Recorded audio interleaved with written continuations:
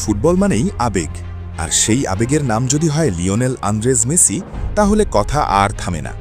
ভাবো একবার, 2025 সালের বিশ্বের সেরা 5 জন প্লেমেকারের তালিকা প্রকাশ হয়েছে।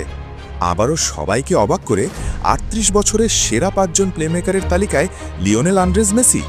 কিন্তু একটা মজার ব্যাপার কি জানেন?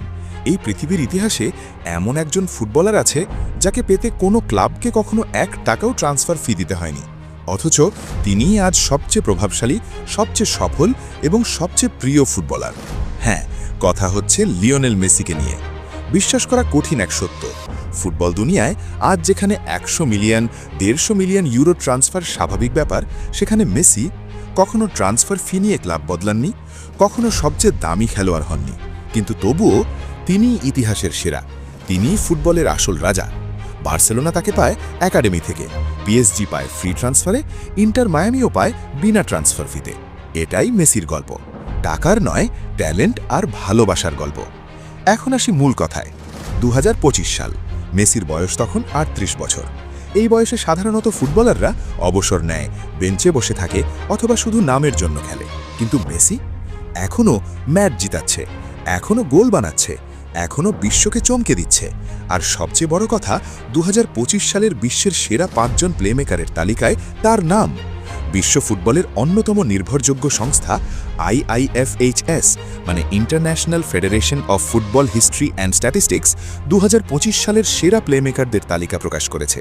সেই তালিকায় আছে 1 ভিটিনহা, 2 Pedri, 3 Lamine Yamal, 4 Lionel Messi, 5 Cole Palmer. ভাবো একবার, এই তালিকায় আছে 17 থেকে 22 বছরের তরুণ সুপারস্টাররা, আর তাদের মাঝেই দাঁড়িয়ে আছে 38 বছরের এক জাদুকর লিওনেল মেসি, গোট। প্লেমেকার মানে শুধু পাস দেওয়া না, প্লেমেকার মানে গেম পড়তে পারা, মুহূর্ত বুঝে সিদ্ধান্ত নেওয়া, অসম্ভবকে সম্ভব করা, পুরো টিমকে একা বদলে দেওয়া। আর এই সব কিছুর জীবন্ত সংজ্ঞা হলো মেসি। ইন্টার মায়ামিতে মেসির রাজত্ব।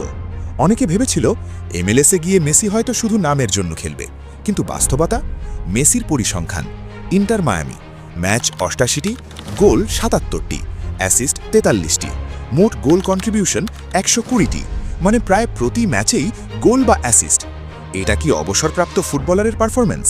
না, এটা একজন গোটের রাজত্ব। মেসি শুধু খেলেন না, তিনি জিতেন। ইন্টার মায়ামিতে এসে মেসি জিতেছেন 4টি ট্রফি, 2টি MVP MLS, একটা MVP লিগস কাপ, একটা গোল্ডেন বুট MLS, একটা গোল্ডেন বুট লিগস কাপ। একটা নতুন ক্লাবে এসে একটা নতুন লিগে এত অল্প সময়ে এত অর্জন, এটা শুধু মেসির পক্ষেই সম্ভব। গোট মানে শুধু ট্রফি না। অনেকে বলে গোট মানে ট্রফি, কিন্তু সত্যি বলতে গোট মানে প্রভাব। মেসি যেখানে যান স্টেডিয়াম ভরে যায়, টিম বদলে যায়, লিগ বদলে যায়। ইন্টার মায়ামি তার আগে যা ছিল, মেসির পর তা আর কখনো আগের মতো থাকবে না। কেন মানুষ মেসিকে ভালোবাসে? কারণ মেসি অহংকার করে না, শো অফ করে না, মুখে বড় কথা বলে না। সে কথা বলে পায়ের জাদু দিয়ে, ফুটবল ও জাদু।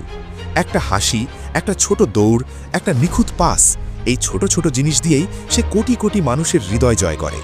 আজকের ফুটবল যেখানে টাকা, মার্কেটিং, PR, সেখানে মেসি হলো ফুটবলের শেষ রোম্যান্টিক লক্ষণ। সে খেলেছে শুধু খেলাটার জন্য, সে জিতেছে শুধু টিমের জন্য, সে ভালোবাসা পেয়েছে নিজের স্বাভাবিকতা দিয়ে। লিওনেল মেসি কোনো সাধারণ খেলোয়াড় না, তিনি ইতিহাস, আবেগ, অনুপ্রেরণা। 38 বছর বয়সেও যদি কেউ বিশ্বের সেরা প্লেমেকারদের একজন হয়, যদি কেউ বিনা ট্রান্সফার ফিতে ইতিহাস গড়ে, যদি কেউ যেখানে যায় সেখানে জাদু ছড়ায়, তাহলে তার নাম একটাই, Lionel Andrés Messi, the greatest of all time. ভিডিওটি ভালো লাগলে লাইক, কমেন্ট, সাবস্ক্রাইব করতে ভুলবেন না তো।